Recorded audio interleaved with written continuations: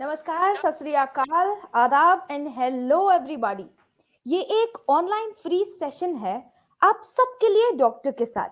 Appointment लेना, उसके लिए ट्रैवलिंग, फिर ट्रीटमेंट और हमारे ऊपर उसका सॉल्यूशन बहुत टाइम लेता है ना।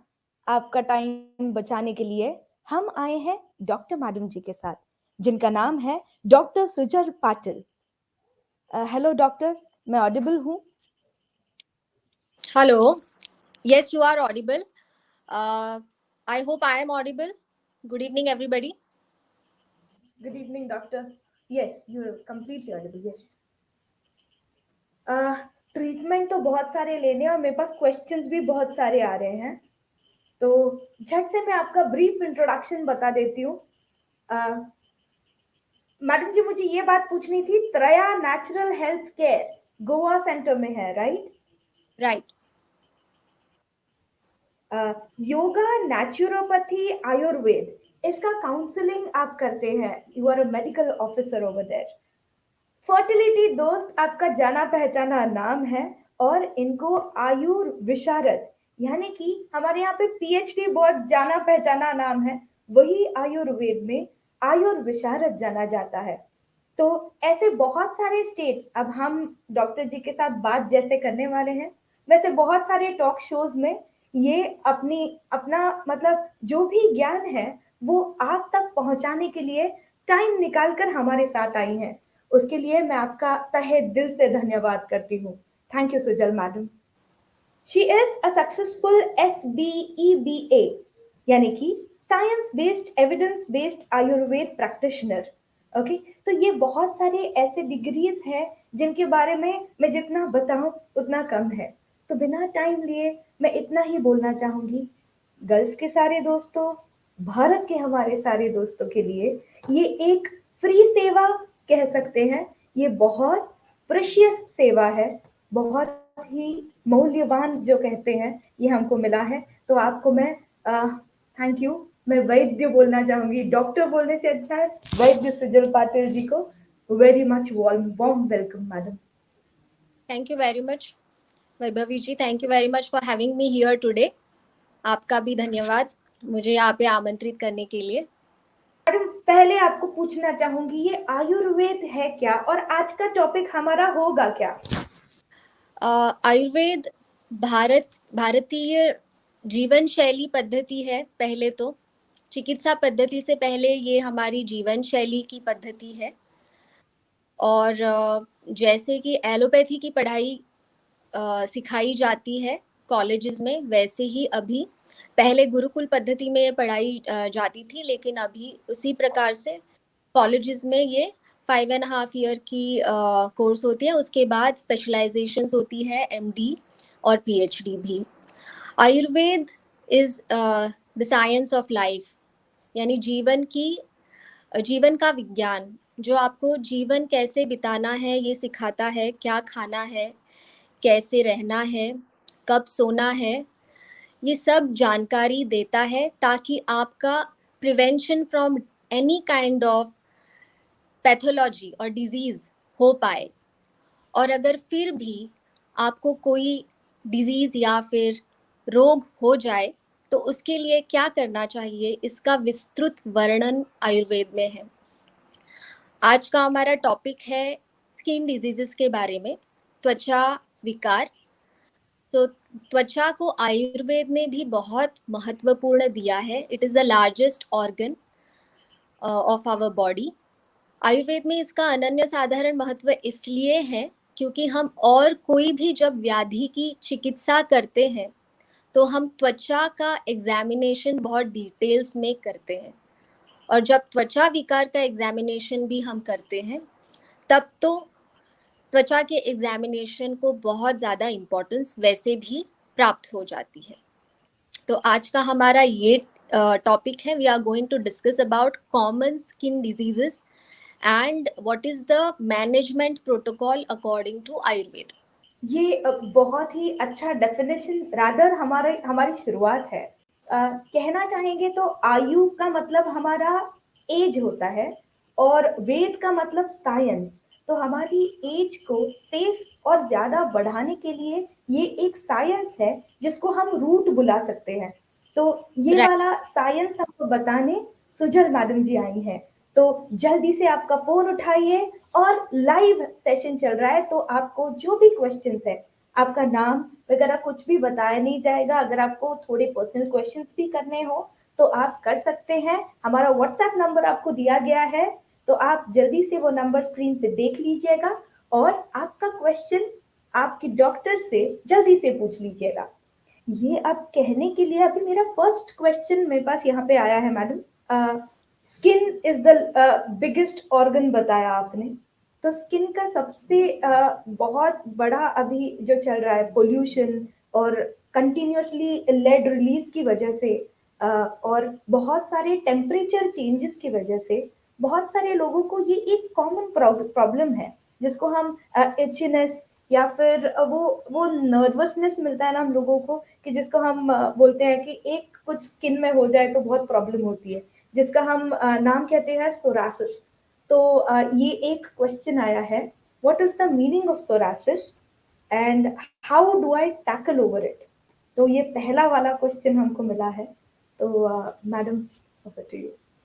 Psoriasis is a skin issue, but more than that, ये systemic issue है। स्किन के ऊपर ये दिखता है, लेकिन जब हम आयुर्वेद के विचार से इसको देखें तो ये अंदर की बीमारी है।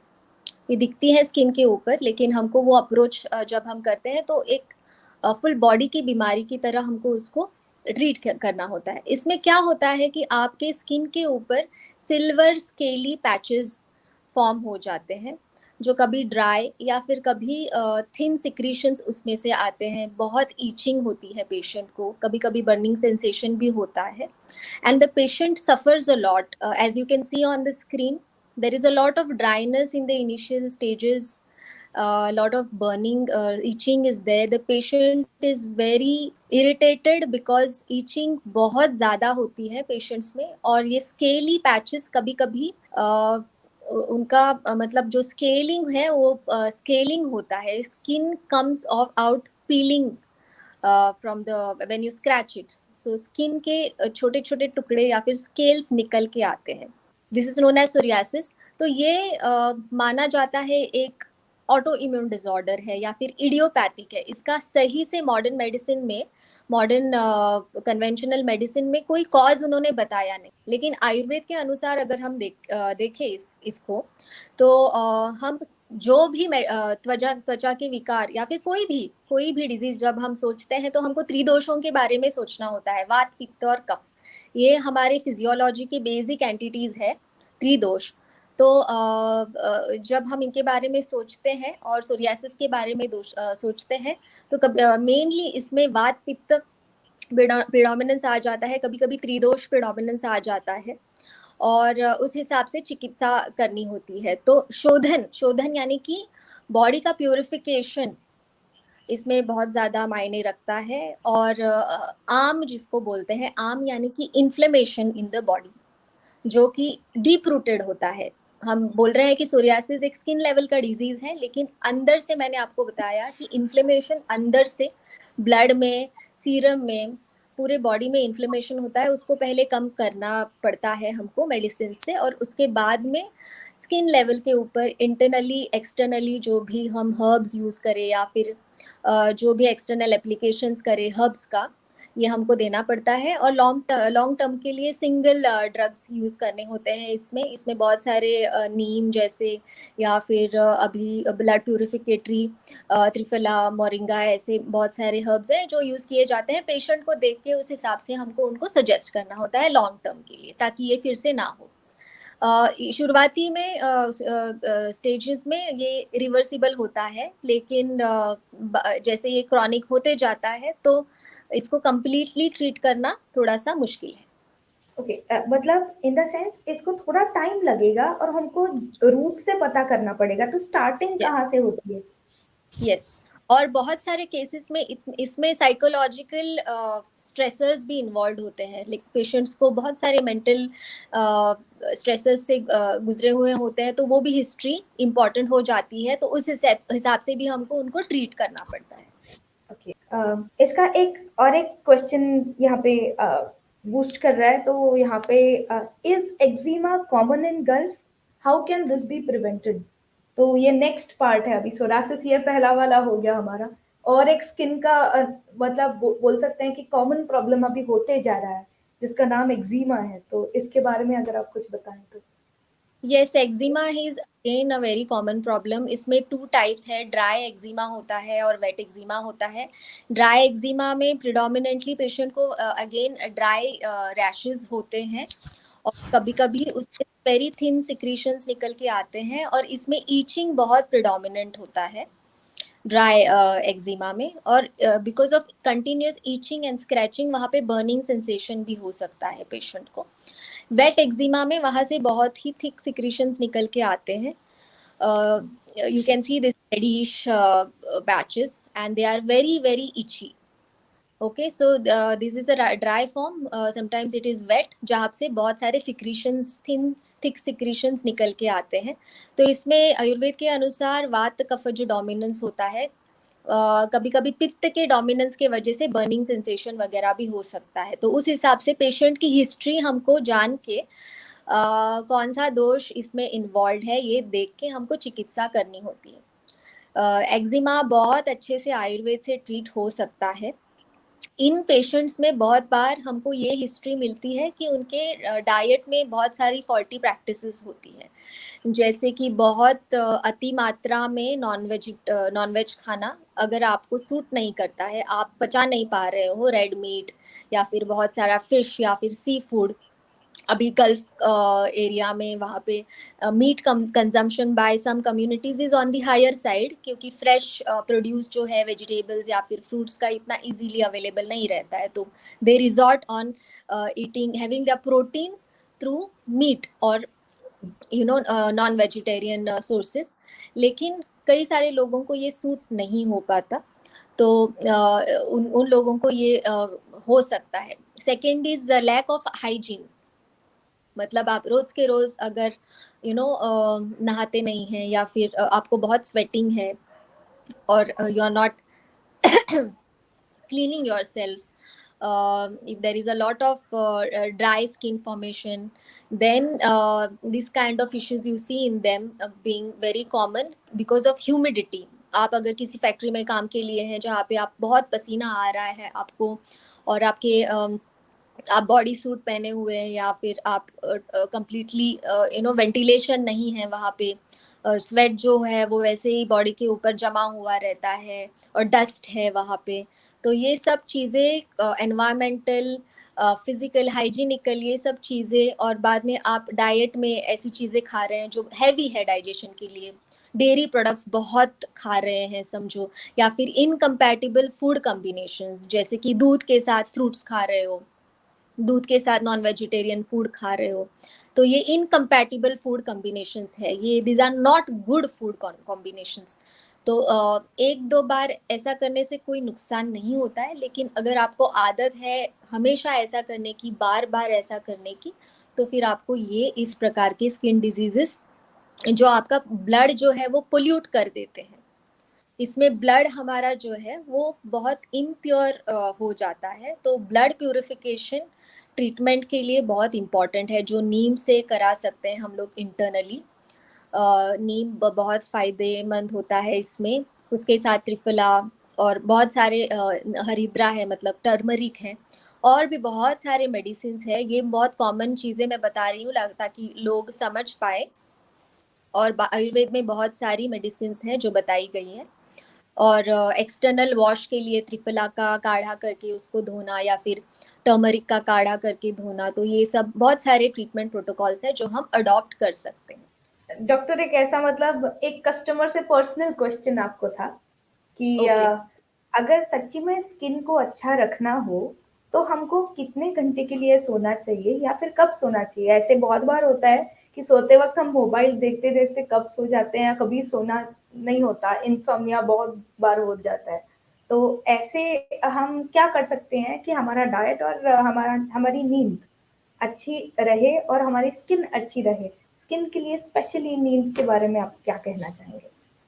हाँ, स्लीपलेसनेस जो है या फिर डिस्टर्ब्ड स्लीप जो है, वो बहुत सारे पेशेंट्स में हम कॉमनली देखते हैं, जिनको स्किन के इश्यूज़ होते हैं। फॉरगेट अबाउट स्किन इश्यूज़, कई बार कई पेशेंट्स की स्किन डल दिखाई देती है, डिहाइड्रेटेड दिखाई देती है, या फिर एकदम प्रीमैच्योर एजिंग जिसको बोलते हैं, स्केलिंग, रिंकलिंग ऑफ स्किन, ये कई सारे लोगों में बहुत अर्ली स्टेज में ही आ जाता है, उनके 30s में, अर्ली 40s में, जबकि उनकी इतनी उम्र होती नहीं है। उसमें जब हम उनकी हिस्ट्री लेते हैं तो हमको पता चलता है कि इनको स्लीप इश्यूज है। एक तो उनको खुद ही नींद नहीं आती है, या फिर सेकेंडली वो आती है नींद लेकिन वो टाइम पे सोते नहीं है, या फिर उनकी नींद पूरी नहीं होती है। जो भी रीज़न हो, उनके खुद के वजह से वो खुद ऐसा कर रहे हो, या फिर वो अपने आप से उनकी ड्यूटी की वजह से, या फिर वर्क शेड्यूल की वजह से, या फिर नाइट ड्यूटीज़ होती हैं कई बार लोगों को, इस वजह से हो सकता है। तो ऐसे लोगों में उनकी इम्यूनिटी के ऊपर इसका सीधा असर होता है। तो ऐसे लोगों को ऑटो इम्यून जो डिजीजेस होती हैं, स्पेशली स्किन डिजीजेस, वो हो सकती है। इम्यूनिटी लो होने की वजह से ये इन्फेक्शन के लिए भी प्रोन हो जाते हैं, मतलब इन लोगों में स्किन इन्फेक्शंस बहुत इजीली हो सकते हैं, बैक्टीरियल हो या फिर फंगल स्किन इन्फेक्शंस हो, उनमें बहुत इजीली हो जाते हैं। तो अगर आपको, या फिर एलर्जीज, एलर्जीज भी बहुत सारे लोगों में, स्किन की एलर्जीज, अटोपिक डर्मेटाइटिस हो, या फिर उनको कपड़ों की एलर्जी होती है, या फिर मेटलिक एलर्जी होती है। एलर्जीज ऑटो इम्यून में आ जाते हैं, मतलब आपकी इम्यूनिटी में कुछ गड़बड़ है, इम्यून रिस्पॉन्स में। तो ऐसे लोगों में नींद ठीक करना बहुत इम्पॉर्टेंट हो जाता है। तो नींद कितनी, नॉर्मल नींद कितनी होनी चाहिए? हम बोलते हैं कि 7 to 8 hours for adults is a good duration, लेकिन when is the right time to go to sleep? तो what we say is earlier, take your dinner a little early. So 7:30 हम लोग जब बताते हैं तो यूजुअली तो सनसेट के टाइम को डिनर बोला गया है आयुर्वेद में, लेकिन आज के हेक्टिक वर्ल्ड में ये पॉसिबल नहीं है। तो लेकिन हम बोलते हैं कि एटलीस्ट 7:30 8 o'clock तक आप अपना खाना खाइए, और उसके 2 घंटे के बाद आप सो जाइए।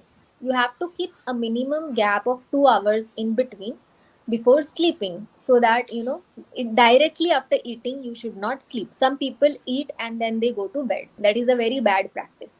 So what happens is, आप अगर 10 बजे, 10:30 बजे, 11 बजे खाओगे, तो आपको नींद भी बहुत लेट आएगी, क्योंकि आपका सिस्टम एक्टिव रहेगा बहुत टाइम के लिए। ओके, और जब आप खाना लेट खाते हो तो एक बहुत इंपॉर्टेंट हार्मोन होता है जिसे मेलेटोनिन बोलते हैं, वो हमारी सेहत के लिए बहुत इम्पॉर्टेंट है, बहुत ही ज़रूरी है ये। इसकी वजह से हमारा पूरा जो सिस्टम है वो बना रहता है, जिसमें हम रात को रिजुविनेट होके अगले दिन को अच्छे से फ्रेशन अप होके हम फेस कर सकते हैं। तो मेलेटोनिन जो है वो हमारे इक्विलिब्रियम के लिए इम्पॉर्टेंट है। ये अगर आप टाइम पे नहीं सोओगे तो ये रिलीज नहीं होता है, ये सिक्रेट नहीं होता है। तो इसका इम्पोर्टेंस स्किन डिजीजेस में बहुत क्लोजली देखा गया है, स्पेशली जिन लोगों में जिनको स्किन कैंसर्स हैं। तो स्लीप का बहुत बहुत ही इम्पोर्टेंस है, और जल्दी उठोगे तो जल्दी नींद भी आएगी। और अगर आपको स्किन इश्यूज है, सॉरी स्लीप इश्यूज है, जिस वजह से आपको, मतलब जिस भी वजह से नींद नहीं आ रही है, तो उसकी चिकित्सा करनी होती है, वो अलग चिकित्सा है, तो वो एक उसका अलग ट्रीटमेंट हो जाएगा। लेकिन sleep, yes, it is very very important. Good sleep is very important. तो अच्छी सेहत रखने के लिए पहले नींद, खाना-पीना ये सब ठीक रखना ज़रूरी है। ये हमारा सजेशन सुजल मैडम ने दिया है। Thank you ma'am. एक अच्छा, मतलब एक छोटी-सी बच्ची, मतलब बच्ची भी नहीं कह सकते, 25 इयर्स ओल्ड लेडी हैं, जिनको एक क्वेश्चन है। तो I have severe acne, please advise food changes, I eat a lot of non veg in my diet, I have fungal infections on my feet and near private parts. What is the Ayurvedic remedy for this? Okay, so I think this acne question is by a different patient, and the fungal one is by a different patient, right? So Yeah. first we'll take the acne question.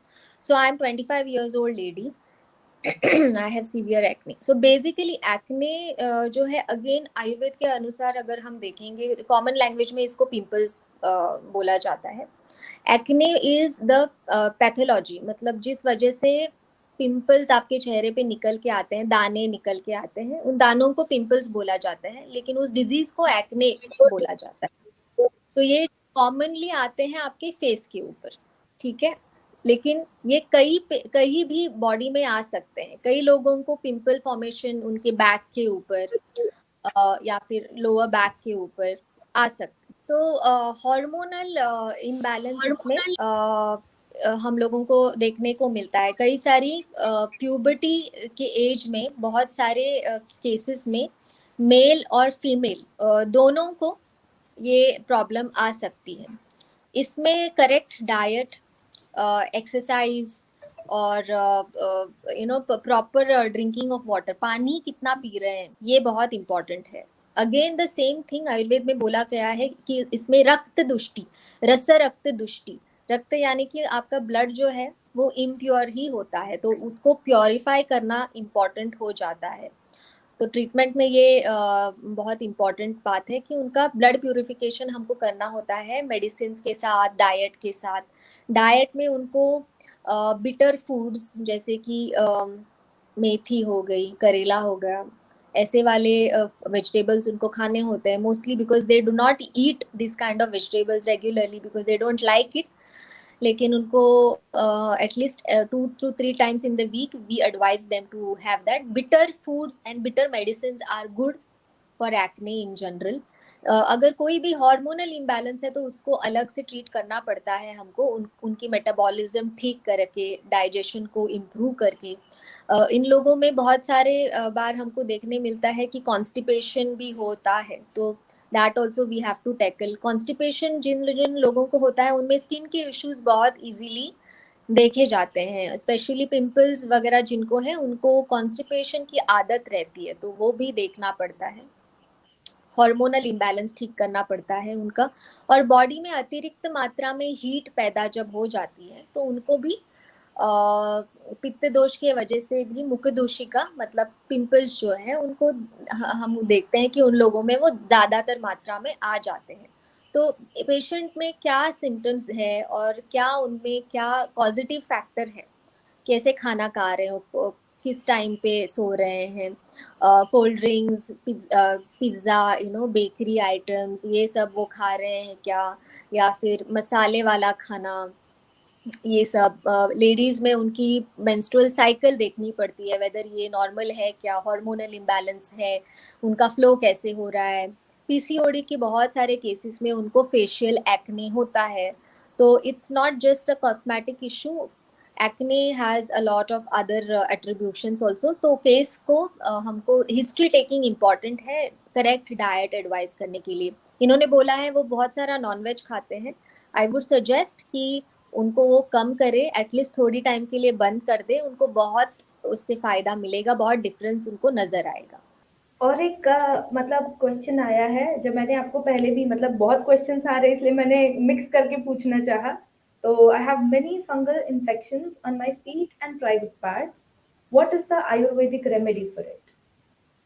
So fungal infections basically again they have internal causes also. Internal causes are related to again food and intake of water. In cases में बहुत ज़्यादा ठंडी चीज़ें खाने से या फिर heavy rich dairy products, non vegetarian food, again ये सब जो फूड आइटम्स है ये बहुत हैवी है पचने के लिए. तो इस प्रकार के फूड आइटम्स पचते नहीं हैं, वो हाफ डाइजेस्टेड इधर उधर बॉडी में घूमते हैं हमारे सिस्टम में, और उसका स्किन के ऊपर फिर इन इस फॉर्म में जैसे कि रेकरेंट फंगल इन्फेक्शंस वगैरह इस फॉर्म में वो निकल के आते हैं. किन लोगों में ये कॉमनली पाया जाता है, जिनमें हाइजीन के अगेन हाइजीन के इश्यूज हो, उनकी स्किन जो है वो ढकी हुई रहती है, स्वेटिंग अच्छे से बराबर से होता नहीं है, तो टॉक्सिन्स वहाँ के वही जम जाते हैं और फिर ये स्किन इश्यूज के फॉर्म में निकल के आते हैं। तो हमको वही देखना है कि ये वात कफज डोमिनेंट डिजीज बोला गया है आयुर्वेद में। तो cold items, liquid items in excess, cold drinks या फिर आइसक्रीम्स या फिर मिल्क शेक्स, ऐसी वाली चीज़ें इन लोगों में ज़्यादातर पाई जाती है, ये लोग खाते हैं और हाइजीन फॉलो नहीं करते हैं, नहाते नहीं है टाइम पे, और फिर उनको खुजली और वो राउंड वाले रिंगवर्म टाइप के अलग अलग प्रकार के फंगल इन्फेक्शंस होते हैं, लेकिन रिंगवर्म कॉमनली पाया जाता है, तो सबको पता है इसके बारे में। तो यूजुअली क्या करते हैं, स्टीरॉयडल एंटीफंगल ये कुछ यूज़ करके उसको दबाया जाता है, तो फिर बहुत सारे लोगों में ये रेकरेंटली आ जाते हैं, क्योंकि आप जब सप्रेस करोगे कोई भी स्किन इन्फेक्शन को, वो बहुत ज़्यादा इंटेंसिटी में फिर से आएगा। इसके लिए उसका रूट कॉज देख के उसको ट्रीट करना बहुत इम्पॉर्टेंट है। ऐसे लोगों में क्या होता है, उनकी स्किन ऑलरेडी अनहेल्दी होती है।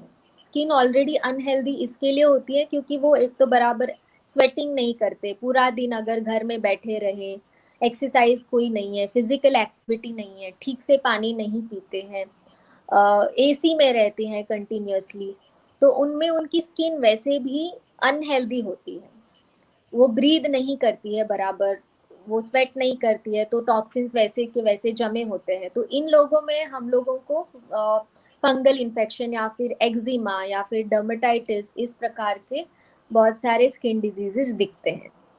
आयुर्वेदिक रेमेडी इसके लिए ये है कि पहले तो डाइट करेक्शन करना पड़ता है, बहुत इम्पॉर्टेंट है। उन लोगों को पथ्य जो है वो उसका पालन करना ही पड़ेगा। ऐसे नहीं है कि मैं एंटी फंगल दवाई का कोर्स करूं और एंटी फंगल ऑइंटमेंट लगाऊं, वो ठीक हो जाएगा, लेकिन वो बार बार आपको होते रहेगा। तो आप कितना बार उसको कितने बार सहन करोगे, और फिर कभी कभी वो फिर कल्मिनेट हो जाता है इरिवर्सिबल स्किन इन्फेक्शंस में। उनको फिर ऑटो इम्यून स्किन इश्यूज है वो हो जाते हैं, लाइकन हो जाएगा या फिर और कोई ऑटो इम्यून स्किन इश्यूज जो कि फिर ट्रीट ही नहीं हो पाएंगे, वैसे वाले इश्यूज हो जाएंगे अगर आप उसको सप्रेस करते रहोगे। तो आयुर्वेद में रूट कॉज से ही हमको ट्रीट करना होता है। मेडिसिन भी बहुत सारे हैं इसमें, इसमें सिंगल ड्रग्स और कॉम्बिनेशंस इंटरनली बहुत सारे हैं।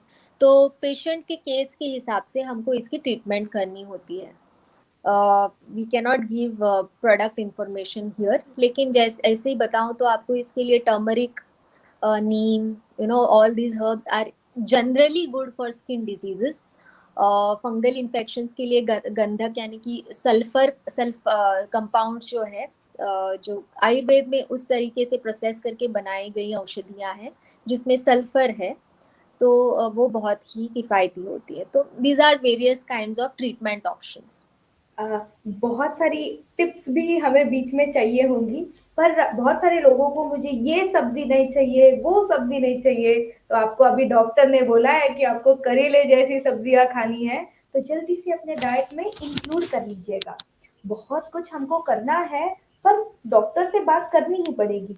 तो डॉक्टर से बात करने के लिए आपको नंबर्स हमने बता दिए हैं, 971522143065। थर्सडे फ्राइडे सैटरडे इसका कंसल्टेशन होगा, तो आप जल्दी कंसल्टेशन के दिनों पर मैडम को कॉल कीजिए। अगर कोई भी आपको थ्योरी जो भी मैडम को देनी है, बाय रूट कॉज ये कहाँ से कैसे हो रहा है, ये अगर आपको बताना हो, तो आप जल्दी से उनको कांटेक्ट कर सकते हैं।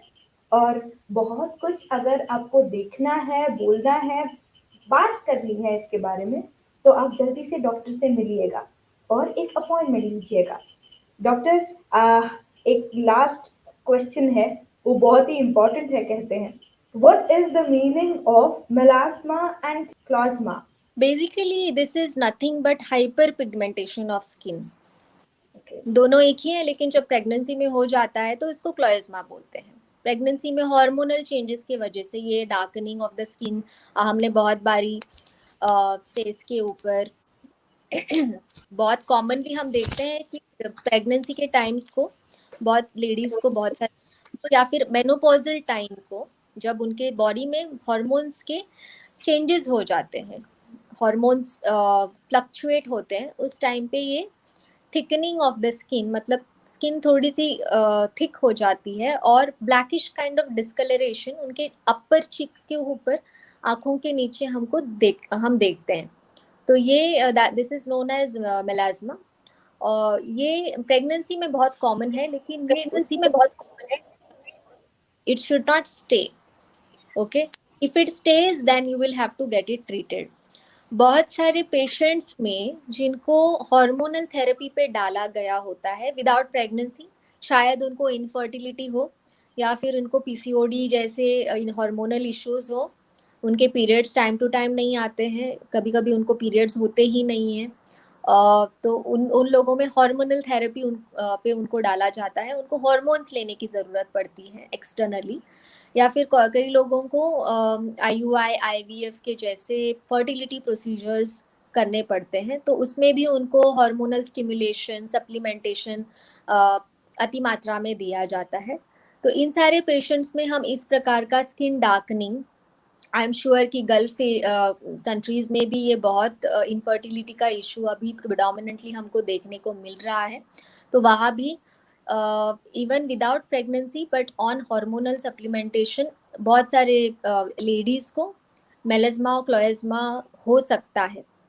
तो जब किसी को ये हो जाता है तो एक समझिए कि ये ट्रीट करने के लिए टाइम जाता है, बहुत सारा टाइम जाएगा, क्योंकि ये फॉर्म होने के लिए भी बॉडी में टाइम लगता है।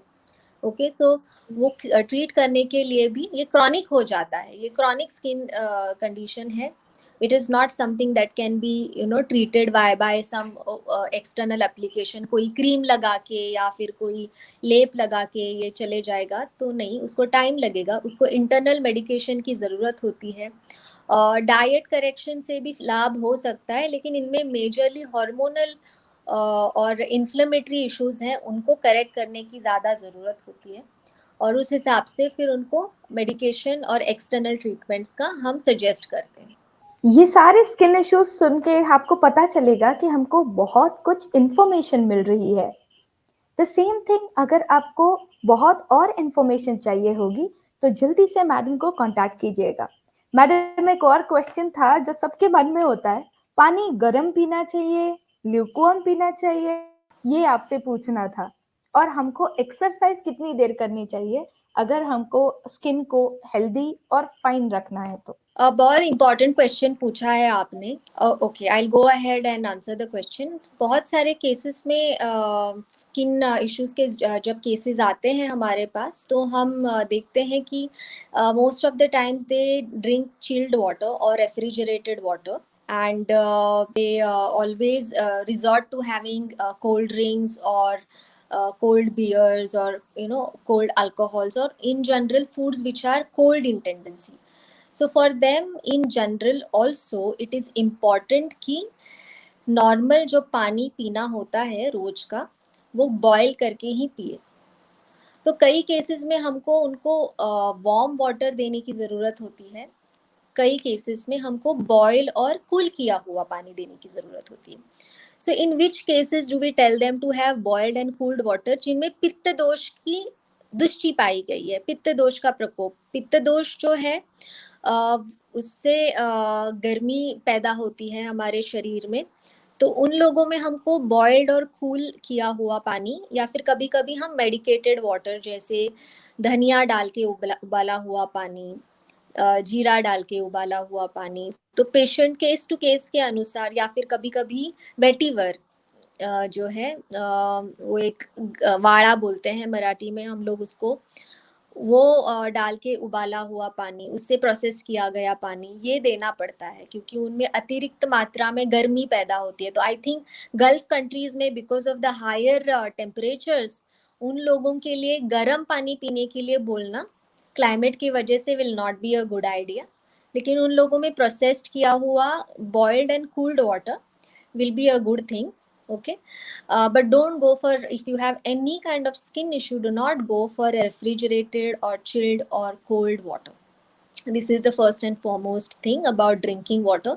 And secondly, drinking water, but how much? हम बोलते हैं 2 से 3 लीटर, लेकिन कई सारे पेशेंट हमने ऐसे देखे हैं सुबह में उठ के 2-3 ग्लास खाली पेट वो पीते हैं, अ, खाने के साथ 1-2 ग्लास पानी पीते हैं, रात को सोने से पहले 2-3 ग्लास पानी पीते हैं।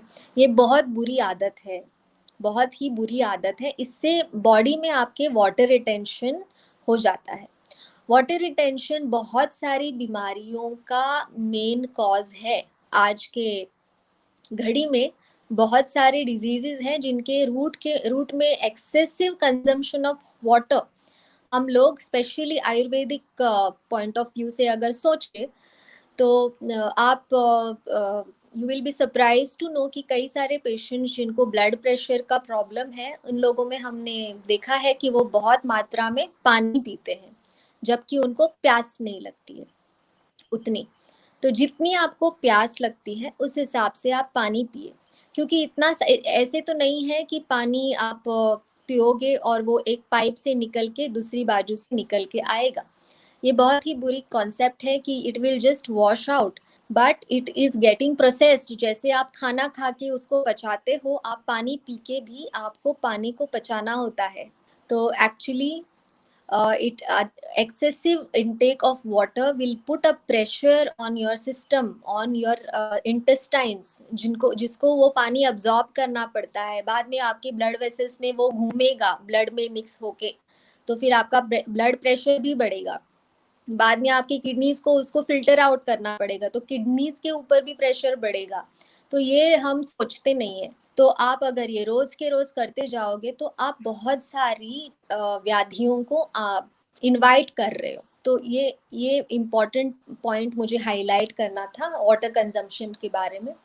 आपने सेकंड चीज पूछी थी I think about exercise. Exercise is one great tool.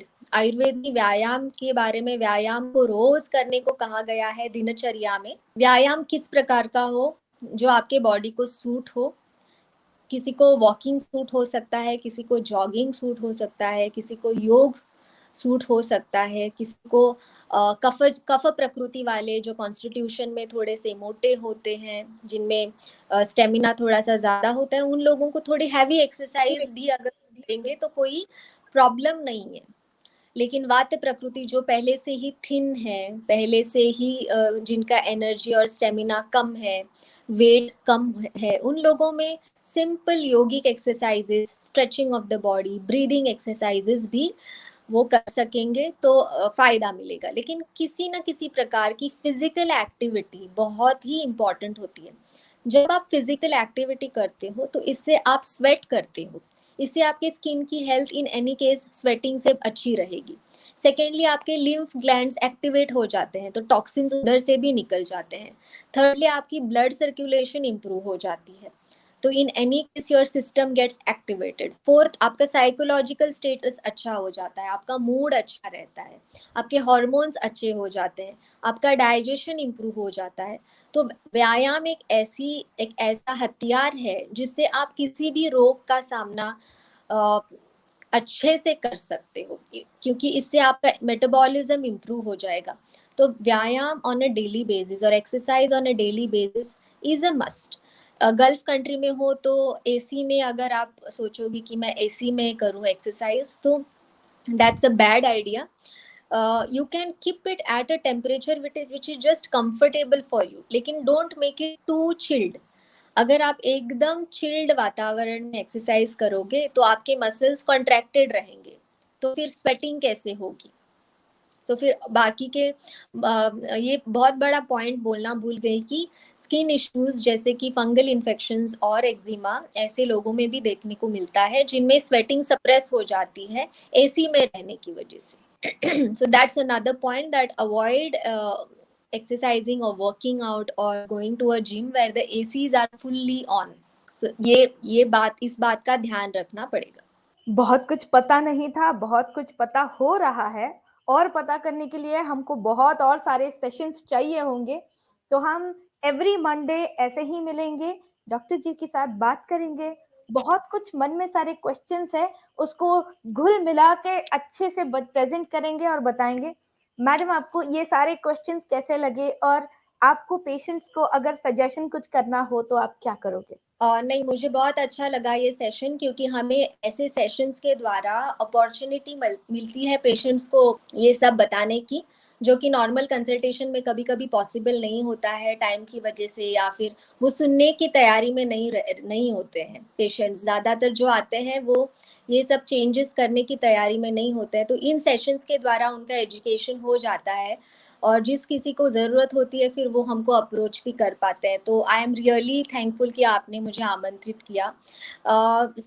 Ending note के ऊपर मैं बताना चाहूँगी कि स्किन, जैसे कि मैंने बोला है कि हमारी बॉडी का लार्जेस्ट बिगेस्ट ऑर्गन है, और सेकेंडली हम बोलते हैं इसको कि ये हमारी हेल्थ का मिरर भी है। अगर आपको किसी के हेल्थ स्टेटस देखनी हो तो आप उनका स्किन एग्जामिनेशन करो, आपको समझ में आएगा उनकी स्किन ड्राई है, उनकी स्किन ऑयली है, उसके ऊपर किस प्रकार का रैश है, रिंकली है, पिंपल्स है उसके ऊपर, वो वार्म है, कोल्ड है, थिक है, थिन है, हेयर ग्रोथ कैसे है, वो सभी जो है वो स्किन हमको बताती है। पेशेंट के मुंह खोले बिना हमको बहुत सारी इंफॉर्मेशन मिल जाती है उनके हेल्थ स्टेटस के बारे में। तो इस स्किन के आप प्लीज़ केयर लीजिए, क्योंकि skin issues when they are acute और just form, they are easy to treat, but जब वो ओल्ड क्रॉनिक हो जाते हैं, वो इरिवर्सिबल हो जाते हैं, उतना ही ट्रीट करना मुश्किल हो जाता है। और अगर आप ऐसे क्लाइमेट में, जैसे कि गल्फ कंट्रीज़ में हो, वहाँ पे क्लाइमेट भी एक्सट्रीम है, डिहाइड्रेशन इजीली पॉसिबल है, और हाइजीन रिलेटेड इश्यूज़ हैं। आप काम कर रहे हो वहाँ पे, एक तो आप कंप्लीटली एसी में रहोगे, बाहर टेम्परेचर बहुत हाई है, आप फैक्ट्रीज में काम कर रहे हो, आपको you are getting expose to harsh chemicals, आपको पूरा बॉडी सूट में रहना पड़ता है, आपको पूरा टाइम हेलमेट्स पहन के रहना पड़ता है, तो आपका स्वेटिंग हो रहा है, स्वेट वहीं पे जमा हुआ है। तो अगर आप ऐसे सब में हो तो आपको ज़्यादा केयर लेनी पड़ेगी। आप नहाते हो, 2 टाइम आपको नहाना पड़ेगा, आपको टाइम टू टाइम आपकी स्किन को एग्जामिन करते रहना पड़ेगा, कहीं पे कुछ रैश है क्या है। जैसे मैंने बताया, एक्सरसाइज कीजिए according to your body type, पानी पीजिए उबला हुआ, टाइम टू टाइम खाना खाइए, और आपके खाने में ऐसी चीज़ों का सेवन ज़्यादा मत कीजिए, जैसे मैंने बताया, जो कि पचने के लिए बहुत डिफ़िकल्ट हो। Simple home cooked food is a good idea, और जो कि पचने के लिए भी आसान होना चाहिए। So every day having non vegetarian food, having processed market food, easily available junk food, pizzas and all, to a certain age it gets digested, after that it starts showing on the skin. और आयुर्वेद में बताया गया है, कई सारे herbs हैं जो आपको, अगर कोई स्किन इशू भी नहीं है, आप यूज़ कर सकते हो। सप्लीमेंट्स जैसे नीम है, गुडुची है, मोरिंगा है, टर्मरिक है, त्रिफला है, इनसे आपका ब्लड भी प्योरीफाई हो जाएगा, आपका सिस्टम भी क्लीन रहेगा। लेकिन आप एक डॉक्टर की सलाह से ये सब लीजिए, और इसका एक्सटर्नली भी आप यूज़ कर सकते हैं। तो हमारा साइंस इतना वाइज है, और इसमें इसका खजाना इतना बड़ा है, लेकिन हम इसका अच्छे से उपयोग नहीं करते। तो आई अर्ज एवरीबडी कि हमारे जो ये एज ओल्ड विजडम है, use it. Ayurveda is there for everybody, regardless from which area, which region, which country we are from. So I urge everybody that I hope that the session was also useful for all. ऐसे sessions और भी होने चाहिए, ऐसा सब patients को लग रहा होगा, रादर सब ह्यूमन बीइंग्स को लग रहा होगा। चलिए, तो पहले एक छोटा-सा जो टिप है जो मैडम ने हमको बताया है, खाना पियो और पीना खाओ। तो ये आप अगर समझ जाओगे तो बहुत ही ईज़िली आप अपना आयुर्वेद अपने घर में ही चलाओगे, ऐसे मैडम ने हमको सजेस्ट किया है। तो यही टिप लेके हम नेक्स्ट मंडे एक बहुत और एक अच्छा सेशन लेके आएँगे। हमारी बालों के ऊपर थोड़ा-सा क्वेश्चन एंड आंसर सेशन करेंगे मैडम। तो we are waiting for the next session also. और खुश रहिए और सेहतमंद रहिए और अपने घर में आयुर्वेद को आजमाइए। यही सेशन लेके हम अगले मंडे फिर हाजिर होंगे इसी प्लेटफॉर्म पर, स्वास्थ्य केयर के साथ, मैडम के साथ। और एक नए वाले टॉपिक के साथ। धन्यवाद, नमस्कार। Thank you. Thank you Sujal ma'am.